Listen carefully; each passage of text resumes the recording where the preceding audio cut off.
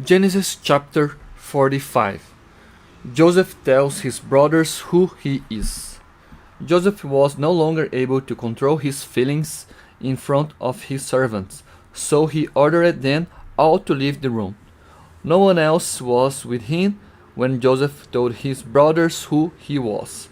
He cried with such loud sobs that the Egyptians heard it, and the news was taken to the king's palace.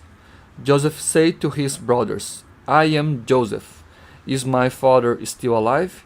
But when his brothers heard this, they were so terrified that they could not answer.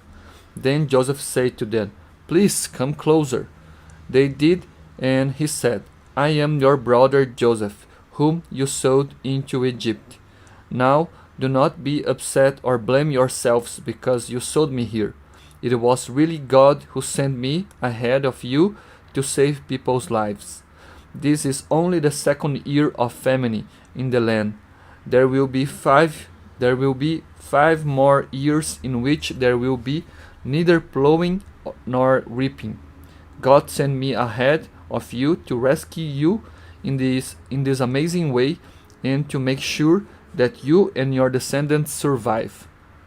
So it was not really you who sent me here, but God. He has made me the king's highest official. I am in charge of his holy country. I am the ruler of all Egypt. Now hurry back to my father and tell him that this is what his son Joseph says.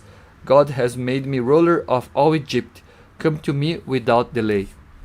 You can live in the region of Goshen, where you can be near me, you, your children, your grandchildren, your sheep, your goats, your cattle, and everything else that you have. If you are in Goshen, I can take care of you. There will still be 5 years of famine, and I do not want you, your family, and your livestock to starve." Joseph continued, "Now all of you, and you too, Benjamin, can see that I am really Joseph. Tell my father how powerful I am here in Egypt, and tell him about everything that you have seen.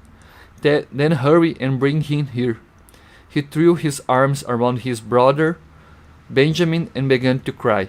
Benjamin also cried, and he hugged him. Then, still weeping, he embraced each of his brothers and kissed them. After that, his brothers began to talk with him. When the news reached the palace that Joseph's brothers had come, the king and his officials were pleased. He said to Joseph, "Tell your brothers to load their animals and to return to the land of Canaan. Let them get their father and their families and come back here. I will give them the best land in Egypt, and they will have more than enough to live on. Tell them also to take wagons with them from Egypt, from their wives and small children, and to bring their father with them. They are not to worry about leaving their possessions behind. The best in the whole land of Egypt will be theirs." Jacob's sons did as they were told. Joseph gave them wagons as the king had ordered, and food for the trip. He also gave each of them a change of clothes, but he gave Benjamin 300 pieces of silver and 5 changes of clothes. He sent his father 10 donkeys loaded with the best Egyptian goods, and 10 donkeys loaded with grain, bread, and other food for the trip.